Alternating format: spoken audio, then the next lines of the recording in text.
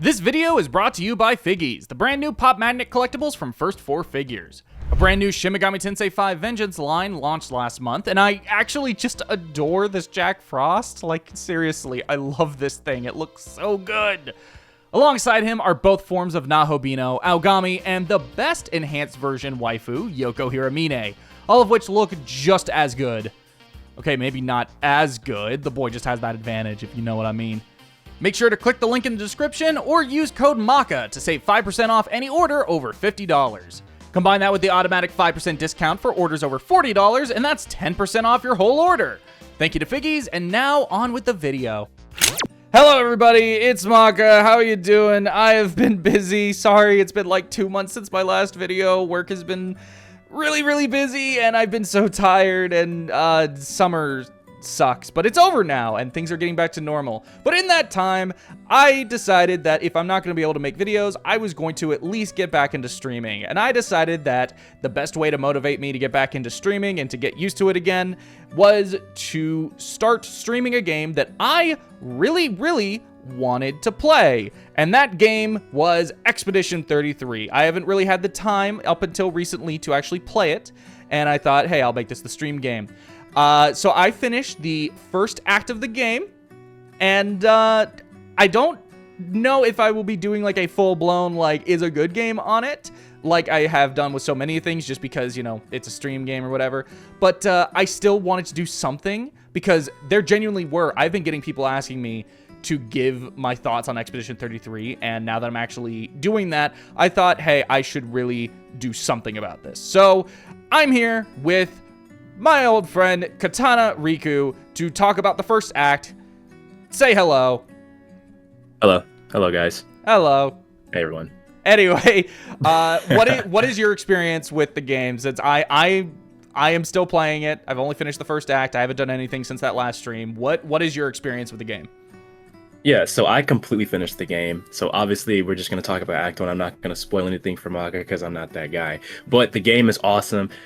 Probably my game of the year. If it's not that, it's either that or Split Fiction. But yeah, definitely a great game. Highly recommended if you haven't played it. I got it about a month after it came out because I was trying to work on my backlog and just get that down before I started another RPG. But yeah, the game is great. It's got all these high ratings, and I think that's for a reason. So yeah, really good. Yeah, no, it's awesome. It's awesome. I am loving it.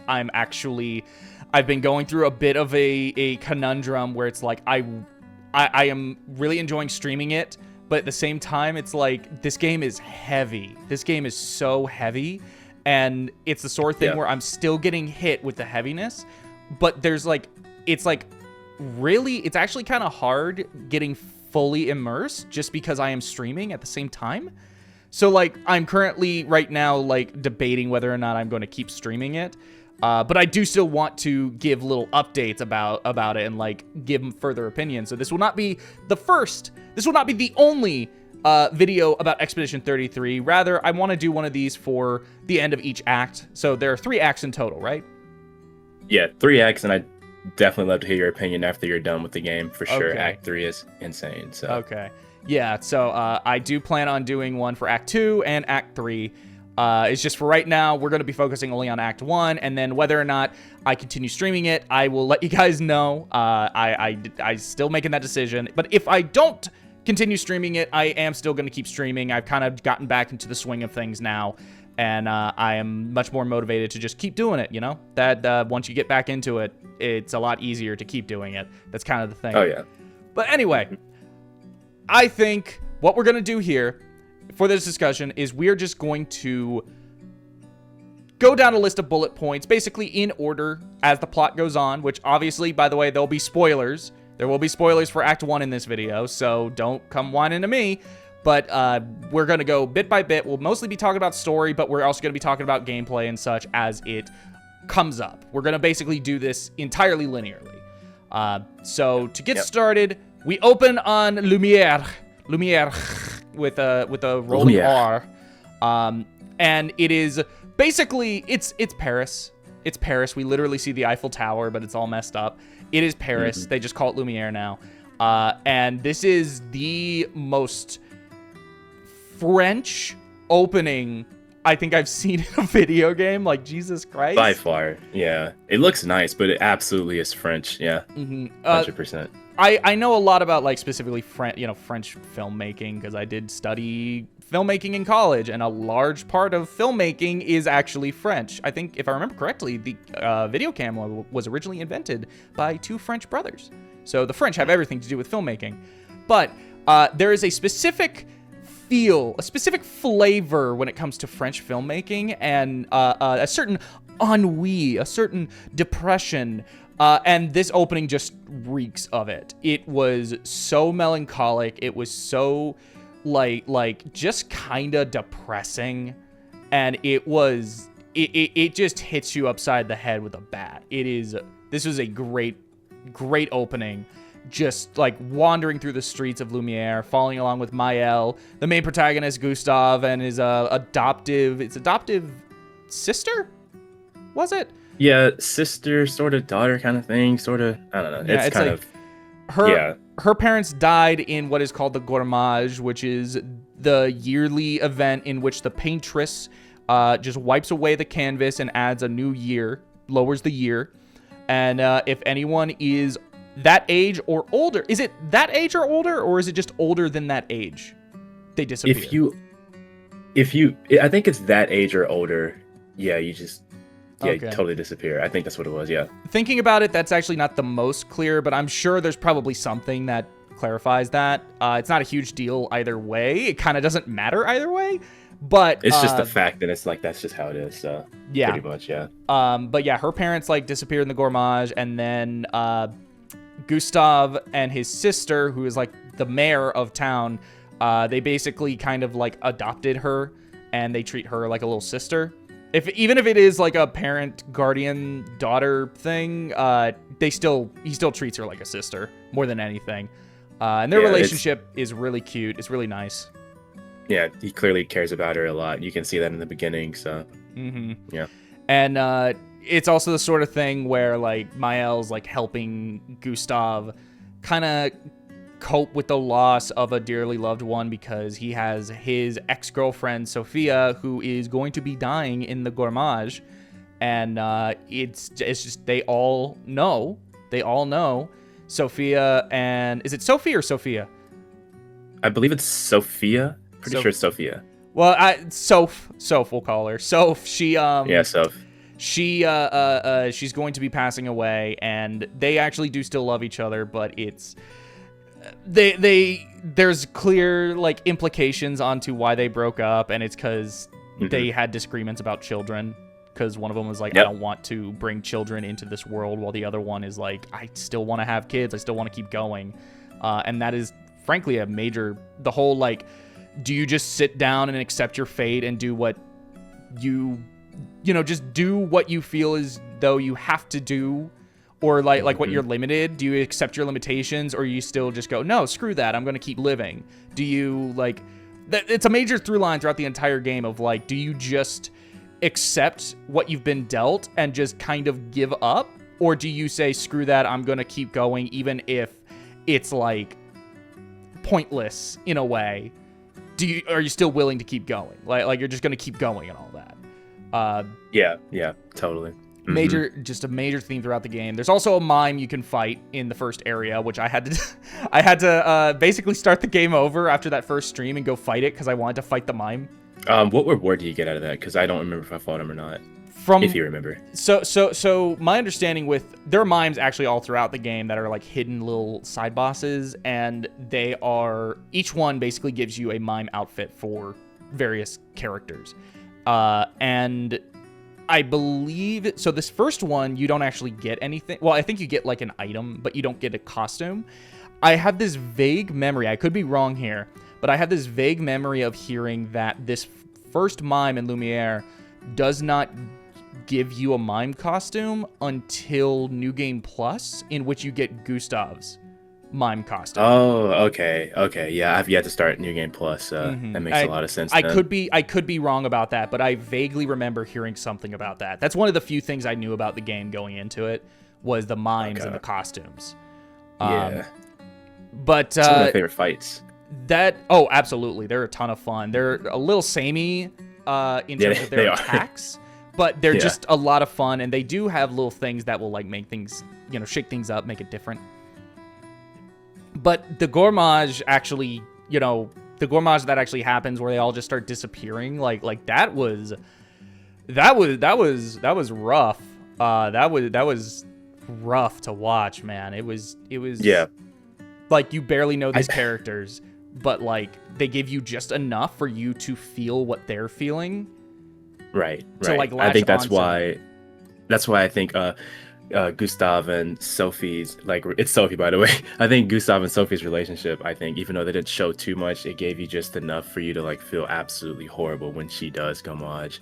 And honestly, I'm surprised there isn't. I know they just sort of accept it, but I feel like there would be more panic if it were someone like me. I don't know if I could stand it, just knowing I'm gonna die on this day or something like that, Mm-hmm. Well, they've been doing it for like what, 66, 67 years? Yeah, like, I guess it's just become just the fact that they just accept now, which is insane. I was about to ask. I was about to ask, like, oh, there's probably there's probably very few people who have not lived with this as a factor of life. But then I remembered that is literally the case because there's no one older than 33. Yeah. So literally everyone alive has always lived with the gourmage. So and then every year, right, it gets younger, right? Because the years they go down, which is just like, yeah, that's crazy. I did enjoy like just walking around and talking to all these different people in Lumiere and like learning little lore tidbits. There is a lot of like front-loaded world building that is entirely optional that I really liked, where like there'll just be conversations that feel very like natural, where it's like Sophie goes up and talks to a friend of hers who is a mom, and that's where like some of the implications of like they wanted to have Sophie and Gustave fought over children really kind of first crop up. But she goes to talk to the mom, and you just like learn these things about like how they handle. Well, how do they handle children whose parents have been disappeared? They just go into an orphanage, and that just kind of keeps going and going and going, and it just does not stop, and the orphanages are overrun. And there's just so many little things of world building. It's just really, really good. I liked it a lot.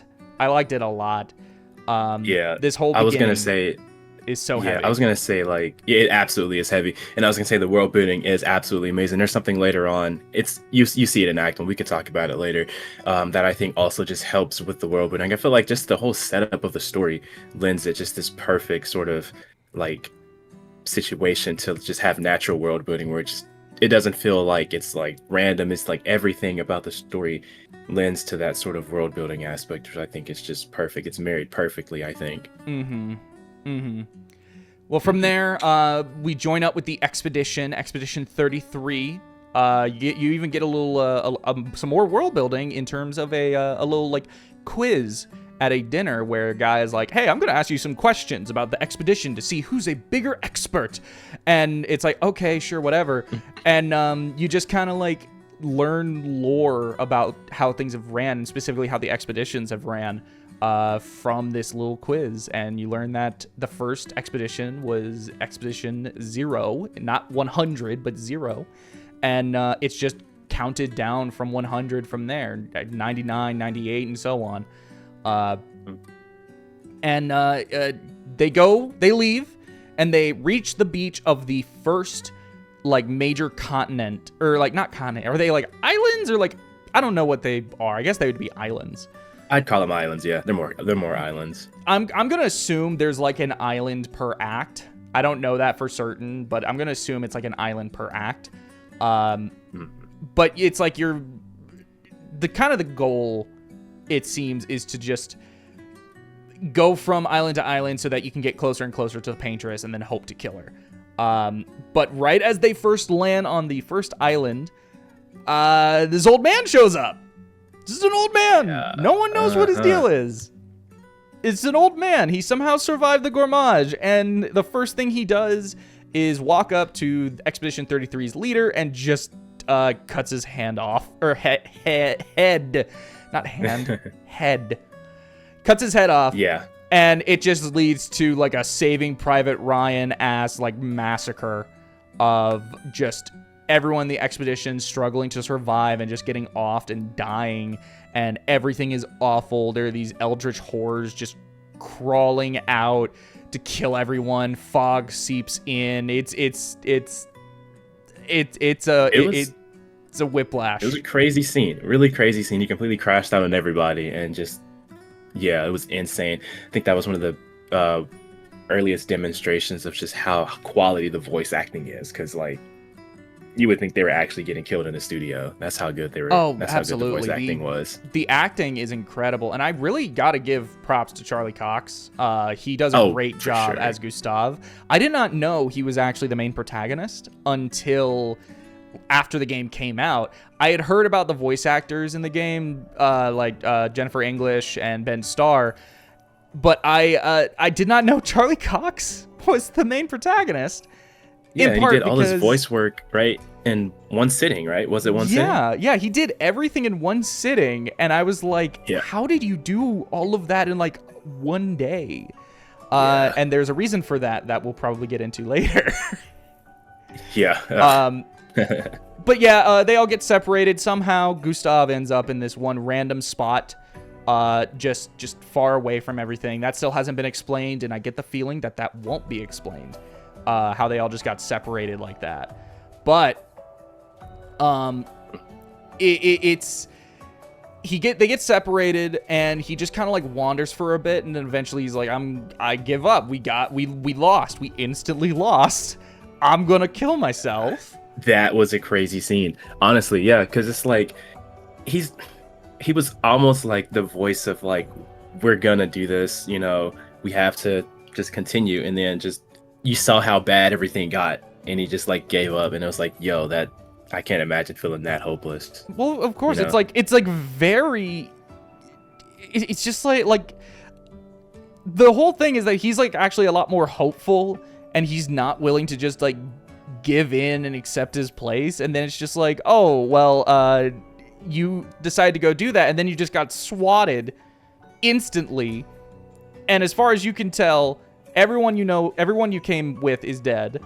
What's the point? It's just very hopeless. It's like he just finds a pile of old dead expedition members from previous expeditions, and he's like, I'm gonna join you. I'm gonna sit down with you and join you. And then Lune shows up, and you really wanted to talk about this, and for good reason. Dude, yeah, Lune is absolutely my favorite character. Do we just jump straight into the next plot point that I typed in? Yeah, sure.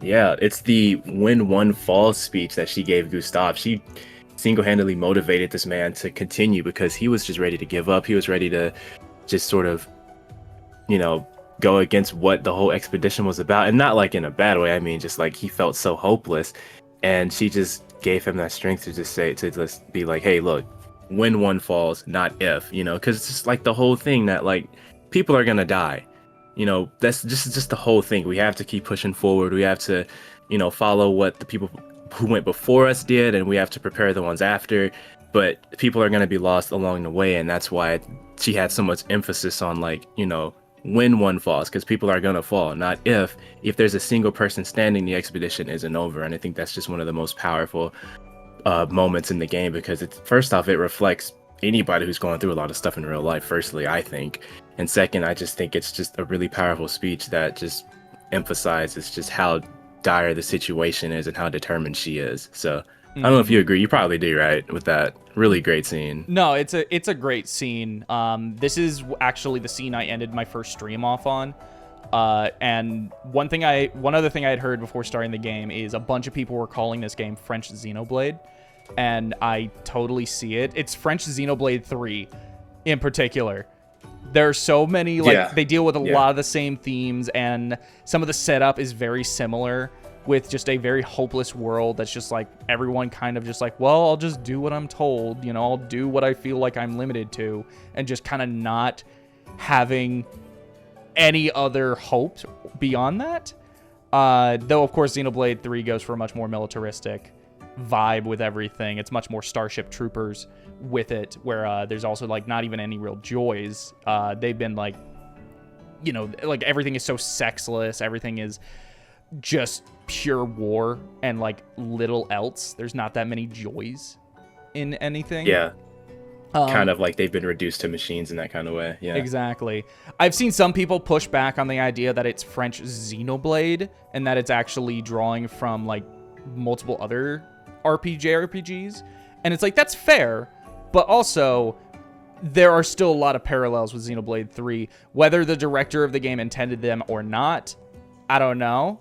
Probably not. I think I saw an article the other day that said he doesn't really play Nintendo games. But it's still just like, there are still those parallels. I am being reminded a lot of Xenoblade 3 as I've been playing the game.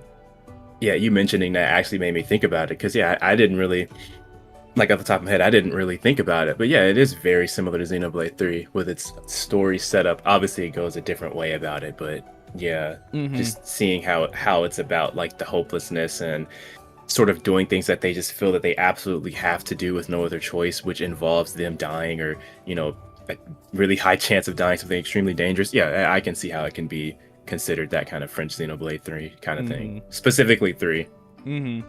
One thing that is different, that we haven't really touched on from Xenoblade is the gameplay, though. The gameplay is very different.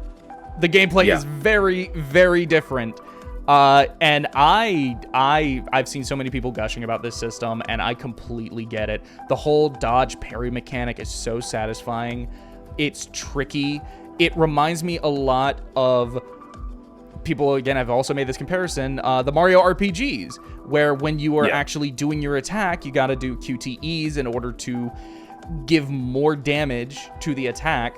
And then when the enemy is attacking you, you do little QTEs, such as like parrying or jumping or whatever, to not only like dodge, but also to counterattack and do damage to them, basically turning the tides.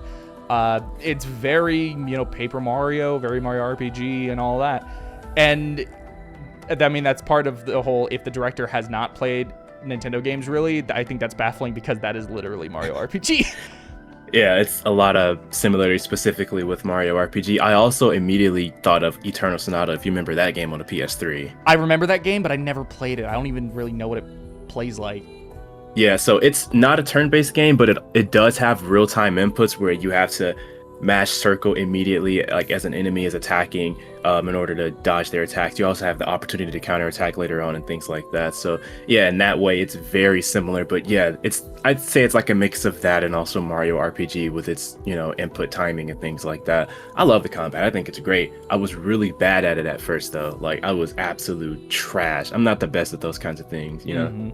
It does remind me also a bit of Atlas, particularly, you know, Megaten, SMT, and Persona, where a lot of the appeal for those games in particular for me is going up against an enemy and being like, okay, I've played them enough that I have a general idea that, like, oh yeah, Jack Frost's gonna be weak to fire. I should probably use fire on this guy.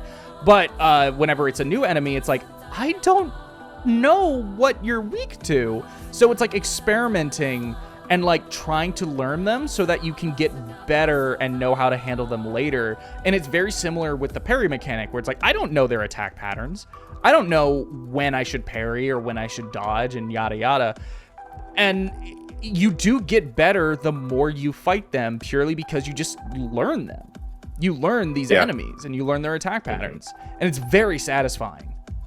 Dude, yeah, like blocking or successfully parrying a large string of attacks is the most satisfying thing in the entire game by far. Oh god, yeah. And then it goes Expedition 33 did a counterattack, or performs a counter. Yeah, and it's like, oh, the whole gang, let's go. I love that little detail. It's so good. I also love how at the end of battles, it's not continue, it's we go. Or what was it? It was we continue. We continue. Yeah, it was again, we continue. It's like that's good. That's just one of those things where, like, again, so much of the game is like pulls directly from the story, so a lot of it just feels so cohesive. Like I said, like the world building. Yeah. That was like part of the reason why it was like, I don't want to, like, even though we are going to be talking a lot about story, and I do want to talk about gameplay because the gameplay is really good, it's just that it's hard to not talk about both at the same time. It's hard to just talk about gameplay because so much about gameplay ties in thematically with the game, with the story. It's so good. It's so good. The Picto system is also really neat. I like it a lot. I really need loadouts though. I really wish there were loadouts. Oh, dude, yeah.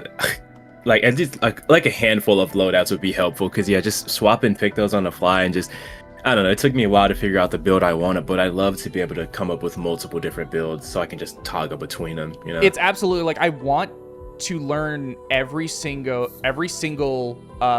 skill. What were they called? Luminous? I think it was Luminous. I wanted to learn the so. skills. I wanted to learn the skills from each Picto, but it's like, I also don't want to just ruin the current setup I have. And like, you can favorite certain Pictos, but it's like, I feel like that's not good enough, because it's like, okay, all I remember is I liked that one, but I don't remember who I liked it on, or what other Pictos I liked it with. I think that might be my biggest issue with the quote unquote gameplay, or rather specifically combat, is just, I want to experiment more with Pictos, but I feel like the system is not set up well enough that I am comfortable experimenting, because I don't want to ruin what I already have. And I could, like, I don't know, take a picture. I could take a picture, but it's like, that just feels like extra work, and it's like there should be something in the game. Yeah, it should be definitely like loadouts that you can set and even like name and give a brief description on or something, just so I can know like what exactly I had, because there's so many Pictos and so many combinations you can come up with. So yeah. Another thing that another issue, and this is actually my biggest complaint, is there needs to be a mini map when you're in areas. The only map is the world map. But like when you're in areas, I want to explore and run around and like find things, and these are very well laid out, and I feel like I don't necessarily get lost, but I get this constant feeling of like I miss something. Yeah. And also, I don't know which way is the correct way to go. I just know the layout. I just don't know which path is the right path. So there's a fear of like, I don't want to go down the right path and like accidentally do something and then have to double back. Story. Like I want to be able to explore more, but I really think there should be some kind of like mini map, like what they do with SMT and Persona, where like once you've been, it slowly will like create, it's blank until you like go there, and then it adds that little portion to your map, something like that. Yeah, that would be really helpful. In my case, dude, I completely got lost in two areas, Gestral Village and also Stone Waves Cliffs. Those were two areas that everything to me, like, they're really greatly designed areas, but I kind of think they all look sort of samey. And like when I'm just now entering an area, it's hard for me to like tell where I'm going. I remember spending a good 30-40 minutes trying to make my way through one of these areas, and I just was completely lost. I had to look up a guide. I hate to admit that, but I had to look up a guide to figure out how to get out of the area because I was so lost. The Gestral Village, I almost got lost in. I have always been really good of having like an internal map of just like analyzing the area I'm in and just kind of knowing where I am. But there is still a degree of like, yeah, these areas do look a little samey, and it can be easy to kind of get things mixed up. And I don't know. It's like I wish there was something there that at least just told me where I've been and showed me where I've been, just so I know where I haven't. Because then I can then look at that area and go, okay, I haven't been there. I can go and map that out. And then once I've done that, I'll be good. I'll be able to remember it. But like in the moment, I'm just like, I don't know where I have been or which way is the path forward. The Stone Waves Cliffs towards the end of Act 1, I genuinely thought I found like a secondary path, and that it was branching off, and I was given the choice of going in like two different directions to get to the same destination. And then once I got to a point later on that had where it's like you can go forward or you could double back in a different direction. I thought that was the two paths reconjoining, but no, that was just a secret area that looped back around to that same merging point. And I just ended up wasting a lot of time doubling back to that initial split, or what I thought was a split, only to learn this was not a split. I wasted time.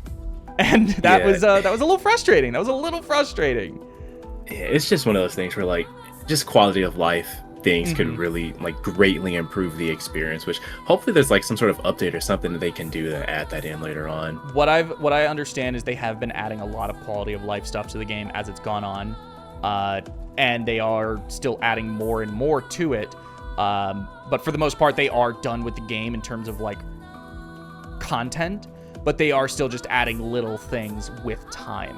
And there was a part of me that was like, I want to wait until they have completely finished the game before I play it. But I really wanted to play it. I really wanted to play this game, so I just jumped back in. I just got back in, and I did it. Yeah, in my case, I waited about a month after it came out, but I didn't want to wait too long because this is one of those games where you really don't want to get spoiled on the story, and it was everywhere on my timeline. It was everywhere on YouTube, and obviously it's like the big game. Well, at the time it came out, it was the big game. People still talk about it like crazy now, so it's gonna be really hard to avoid, spoilers. So I was like, let me just go ahead and get it out the way. I don't want to wait too long. You know about this, but I got spoiled on something, and we'll talk about that later. Well, I got like weirdly. It's one of those things where it's not like someone was like, Mael betrays the team, and then that was the spoiler. That doesn't happen, by the way. It wasn't that sort of thing. It was someone said something, and then I just put two and two together, and I was like, did I just get spoiled? And then I messaged you, and then you were like, I'm not gonna say anything one way or the other. Yeah, just say what you want, but I'm not gonna reply any sort of way. I'm just gonna say, basically. Well, I guess to get back onto things, because we've been talking for a minute. We were originally only going to do like 30 minutes, but now it's like been 30 minutes, and we're not even halfway through Act 1. Oh God. Okay, yeah. But we'll just kind of speed through some things. I love I love the visuals of these areas. The indigo tree was beautiful, and the area surrounding it was a really great first forest area. I forget the name of there was like that red coral place where you go after the indigo tree. I forget the name of that location, but it's name escapes me right now. It's underwater. It's underwater, and it looks so pretty. It's like underwater buildings with like all this coral reef that built up surrounding it. It's so pretty. But the thing I really wanted to talk about with this place is this is where you go to try and meet up with Mael after you find a message at the indigo tree saying that Mael went to this place, that someone brought her to the red coral place. And then when you get there, you find a door, you open the door, and on the other side's this weird mansion, and Mael's just hanging out there with this thing. This thing. The curator. And he is, at the moment, that is the biggest mystery to me, because afterwards he kind of like goes to your camp, and he exists to upgrade weapons as well as give you more points to add on to basically equip the various luminas that you unlocked from other pictos that you don't have equipped. And it's very useful. He's very useful, but it's like this dude is also like, this is clearly not just here so that you have a merchant in your camp or you have a thing in your camp that lets you upgrade stuff. This guy is weird. He's just this weird Nevron with a missing face, like a giant hole in his face. He's just floating. He's not attacking you. And he's just like, Mael is like, yeah, he found me and then he brought me here. And it can be assumed. What? And it's safe to assume that he's the one that left that message at the indigo tree. But it's like, why did this thing leave that message there? And how did he even know to go there and leave the message? Yeah, there's so much mystery, and I think that's just what's great about it, is that if you're playing it for the first time, you just don't know anything what's going on. It's just it's like, nice. What the hell is this mansion? What the hell is this curator dude? But then also, later on, when I was in the Stone Wave Cliffs, I found a little side thing, another door, that I opened it, and it opened up to a room where I got a costume for my L. I think it was like a different hairstyle or something. And then I went back through the door that I walked in through, and I was back in the mansion. Mm-hmm. So I'm like, okay. Yeah. And then you just go out the front door, and you're back in the Stone Wave Cliffs. And it's like, okay, this mansion is something. The curator is something. I don't know what's really going on. It turned into a nice, like, sort of, I want to go around the world and find more doors, basically, type of thing. That's what it turned into. There's the one hallway on the bottom floor past the dining room or whatever. That's just a long hallway ending in a door. That is going to be like the end of the game. The final boss is on the other side of that door. I'm calling it. Don't say anything. Really cool. Don't say anything. That would be, yeah, I'm not going to say anything. But from there, we team up with Mael, and we go to the Gestral village. I keep calling them Gobos because I keep forgetting they're called Gestrals. The Gestral village, these are like the Mughals of the game. They're the Nopon. Yeah. They are these quirky little guys who also, like the Nopon, are merchants. And they just, like, want to fight. And, like, that's it. They just want to fight. And there's also some more world building where if you talk to other Gestrals, you'll learn that, like, they actually, like, reincarnate into new bodies, but they have to, like, go and bathe in this river, and then when they come out of the river, they're just in a new body. But it's, like, the same spirit. It's not simply like, oh, you are, in a past life, you were this. It's almost as if they have, like, there's a continuing consciousness between the old body and the new body, but the new body is like, yeah, I'm a baby now. I still want to fight. And, like, that's it. It's like, these things are so weird. And there's, like, tiny little babies. There's, like, tall, skinny ones. There's, like, fat ones. There's the girl who's the chief. Olgra, yeah. Olgra. I almost got her name confused with a plot point from a Superman comic that I recently read. It's Olgrun. Olgrun. Yeah. I see it now. But yeah, I got Olgra. And they're like, hey, we can tell you where to go from here and what you can do. But first, you have to fight. In order to get there, you're going to have to fight in this tournament. And you do a tournament arc where at the end of it, you end up recruiting another one of the party members, CL, who it took me a little bit before I realized that her name is actually pronounced the exact same way as a Mega Man Zero character, just without the S. So it's still like CL in Mega Man. That's funny. I don't know about you, but once I recruited her, she's the last person you recruit in this little in Act 1. In terms of like the party, I was rocking Gustave, Mael, and CL basically from that point on. I really like all of their gimmicks. I like Lune's gimmick of building up what were they? The various like elemental charges, basically. Yeah. I really like that, but like I love Mael's stances. I think the whole, like, the suns and moons of, what are they, fortunes or something? I keep... Foretells. Yeah. I still really... I really like CL's, like, system with that, and, like, she goes into the Twilight mode once you do a sun attack and a moon attack in a row. And it's complex. All of these gimmicks are complex, but I got used to them and I understand them, and they're a lot of fun. It makes Gustave, like, I understand he's the first character you play as. He's the protagonist. But his gimmick is so simple compared to literally everyone else's. His gimmick... just build up overcharge, right? His gimmick is just land attacks with skills and then your overcharge attack gets stronger. And that's it. It's so basic. And then you get Lune, and it's like you get hit upside the head with a bat. It's like a massive jump in complexity. Yeah, I remember finding CL a little hard to sort of grasp. She was definitely the hardest character, and my least used character, simply because like just her gimmick was really cool. But yeah, I did find it kind of the most hard to grasp. I really like Mael though. She's my favorite character to use. It took me a while to grasp CL's system, her gimmick, but now I've got it, and I really, really like it.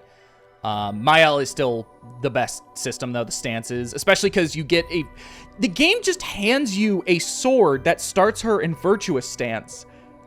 And it's like... And Virtuous is already like extremely overpowered. It's so overpowered, and it's the form you want to be in at basically all times, and you have various skills that will just like keep her in Virtuous stance. Yeah, so it's like, this is broken. Yeah, absolutely broken. There's this one skill that devs had to actually nerf because it was extremely overpowered. You're one-shotting like the strongest enemies with them. So Jesus. Yeah. Jesus, that's crazy. That is crazy.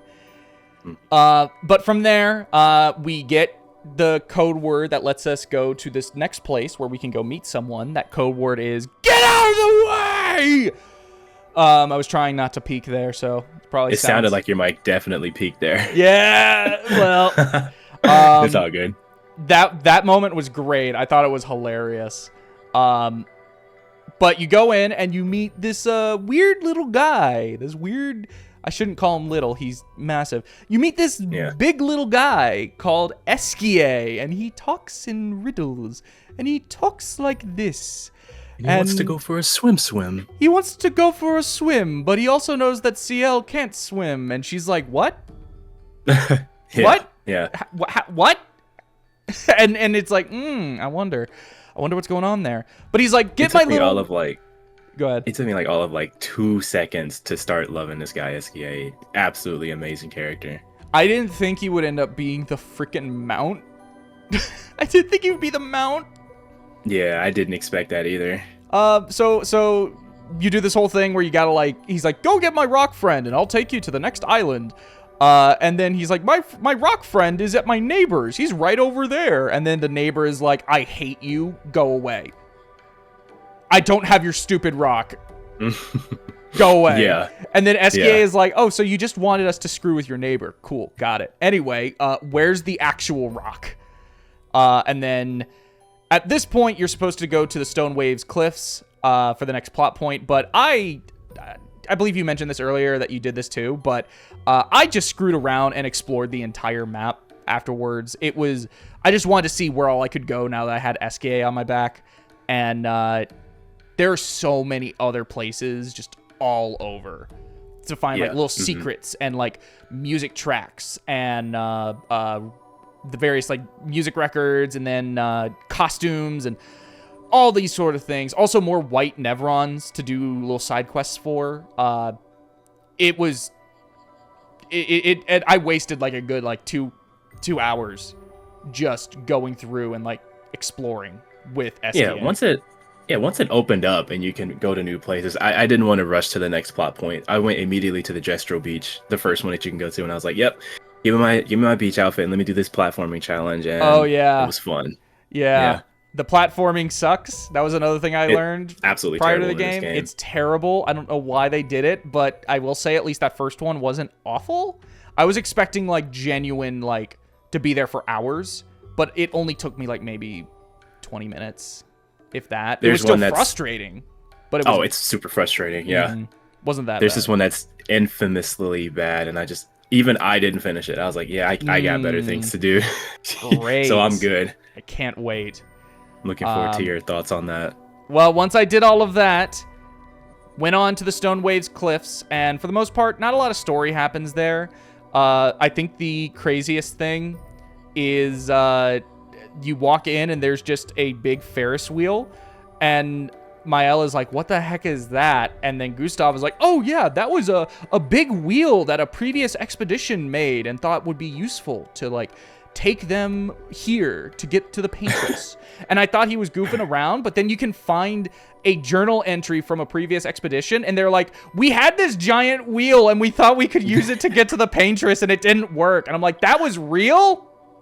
I thought he was goofing around. Those journals, like, I love games that do that kind of stuff, but the fact that their voice makes it feel even more real. And again, just heightens the world building. Like I said, we talked about that earlier, but just, dude. I want to know how many voice actors they had, because each one is voice acted, and like how much overlap is there between like different entries that are supposed to be from different people that have the exact same voice. I want to know. I want to know that too. But yeah, I appreciate it regardless though. It was really well done. Like I said, Stonewave Cliffs, not a ton of story here. But then at the very end, you know, they find the rock. They jump down onto Esquia's big old belly, and they're going to go off. And then the old man shows up and just fucking kills Gustave. Oh, dude. And this is what I got spoiled on. I hate that for you. I genuinely hate that for you. I will say... Yeah, Gustave, he's out of here. I will say, I had been kind of suspecting something, because there was so much focus on stuff going on with Mael, where it was like, at the very least, this is going to be the kind of game where the real main character is Mael, but we see it from Gustave's point of view. At the very least, that's what I was like confident it was going to be. But I also had other suspicions where it's like, Charlie Cox said that he recorded all of his dialogue in like one day. And I was like, how did you do that? I know the entirety of like Bayonetta 1 was recorded over the course of 2 days, but like, that's Bayonetta. That's game. How did it the main character of an RPG record everything in one day? How does that possible? And then then I was like, I was like suspicious, and I had considered like maybe he's not actually in it that much, and I was 100% right. I was 100% right. And he just freaking dies. Also, the fact that his gimmick was so simple compared to everyone else's was also kind of a weird tell. And also, if you look at the equipment, this is something that one of my friends noticed. A lot of their weapons, or at least their base weapon, is named after, or has their name in the weapon. Gustave's wasn't like that. That's a good point. Point. There are a lot of little tells throughout that set it up and foreshadow it, and I thought it was really good. Even I hate that I got spoiled on it, but it's also like there was enough signposting that it doesn't feel like it just comes out of nowhere. Yeah, and honestly, I don't think it destroys the game by anything, like by, you know, just for getting spoiled for that. So no, but it was great, and it turns out this guy shows up, and like the old man is gonna kill Mael too, but then this other guy shows up, and he also has some gray hairs, though he's not as old as the old man, and he just tells the old man off, and he's like, don't do this. I will. I'll fight you. Don't kill her. And then the old man relents. And then Mael and this dude, they just get on Esquia, and then they go to the next island, and they set camp. And Mael's like horribly traumatized. And it turns out she's the main character now. She's the main character all along. And that's kind of like the last thing I want to talk about in terms of like forward story, because that is quite literally the end of Act 1. But I do want to talk about the nightmares she keeps getting that are just kind of all throughout, basically at random points when you go back to camp with a team. She will just randomly have these nightmares or these visions.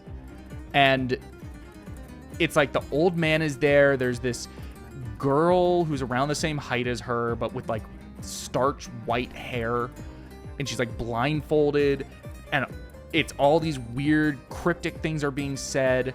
I really like how visually it like turns into an old French, like black and white French film, where it's like even 4:3, everything's black and white. It turns 4:3. All that's missing is like they make the audio like crunchy. They make that's the audio exactly what I worse. was thinking. Everything else, it's like this looks like an old French film, but as a video game. And it's so weird. It's so weird. It's so creepy. And it's like, what? Such a good mystery so far with all of this. Yep. I can't say anything, but yep. It's just, yeah. Do not. So I will say that my big prediction for most of the plot up until this last bit was my prediction was the end of the game. Whatever would happen, we get to the end of the game, and then they would solve the problem. They would beat the paintress. The Gourmage would cease to be. But in the process, everyone but Mael would die. And it'd be the kind of thing of like, oh, everyone dies, but then like the young person who they were doing it for, they get to keep going and they get to live a full life. And I was 1/4 right. Gustave certainly died. Yeah. That was a really tough scene. And he had the whole quote was like, for those who come after, right? He looked at Mael when he said that, and I was like, yo, that's crazy. No, it's so good. I am loving this game so far. It is incredible. Just top remarks across the board. Like just so good. It's so good. I cannot wait to get back to it. I need to figure out what I'm doing, whether or not I want to. Because it's the sort of thing where it's like, yeah, I do want to keep streaming, but it's also just like this sort of game. I want to get engrossed. I want to get super into it. And it just is kind of hard with streaming. Yeah, personally, like when I was streaming like years ago, I felt that it was hard to like really absorb myself and just immerse myself in the game. So if it were me, I personally would just play it on your own time, because this is, again, one of those stories where you definitely want to be locked in at all times. And dude, I'd love to hear your thoughts. Get me back on, please, when you do like Act 2 and 3. I'd love to hear your thoughts on that for sure. Oh, 100%. I will absolutely be doing that. Yeah. And I'll just check in whenever we finish. Whenever I finish. Right now, I'm playing through Silk Song, and that's pretty great. Silk Song is incredible. I love it. But I'm gonna once I get to a good point where I'm not playing Silk Song or at work or working on videos, then I will be doing this. I'm gonna get back to this, and I'm gonna keep playing, and I'm very excited to play more. It's so good. It is so good. Dude, yeah, it's really amazing, and I'm glad that the game is doing as well as it is, like commercially and critically and all that. I really am happy for the dev team, for sure. I'm already, my roommate and I, we've been talking about this. Game of the year, it doesn't actually mean anything, but it's the sort of thing where like it is an interesting discussion whenever like the Game Awards come around and they start like what gets nominated. And I always think that's just an interesting, fun discussion to have, even if it ultimately doesn't matter. And we've already kind of, like between the two of us, we already have like some basic predictions. But we're predicting it's going to be Expedition 33, Donkey Kong Bonanza, Death Stranding 2. Oh God, what was the next one? I'm thinking Split Fiction. Split Fiction, personally, maybe. I think that's in there too. That was one that we were also like debating. There was a fourth one. What was it? Silk Song. Silk Song for sure is going to be nominated. I'm not sure. Maybe like Mario Kart World, just because it's Mario Kart. Maybe. I don't think Mario Kart World. That's the sort of thing where it's like I wouldn't pick that, but I don't know what the journals are going to pick. Regardless, I feel like. Yeah. I was gonna get off topic Mario Kart, but we can continue. Yeah, no, I did. It's getting a little long. I want to bring it home, Yeah, feel you. Well, yeah, that is all of our thoughts on Act 1. We were only going to do this for like 30 minutes, and instead it's been like 45, 50 minutes. So, I guess... still a good time. Still a good time. There was a lot to talk about. And we'll be getting back into this at a later point once I finish Act 2. Chime back in, and we'll see what we think of the later parts. People have been wanting me to talk about this game for a minute, and I haven't been able to until now. I'm excited for that. Well, anyway, you all have a nice day. I'm gonna go play more Silk Song, and I'm actually gonna just edit this video and then probably play Silk Song.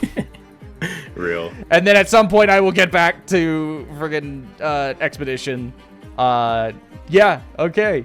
You all have a nice day. Riku, tell them where to find you. Yeah, you can find me on Twitter. You can also find me on YouTube, both at Katana Riku. I haven't made a video in quite some time. It's been months, but I do have one script that I'm working on. It's top 10 boss themes in RPGs. So look forward to that eventually. I don't know when I'm gonna actually make it, but hopefully sometime soon. So yeah, just keep your eye out on that. Okay, well, you all have a nice day. I'm gonna do what I said I was gonna do.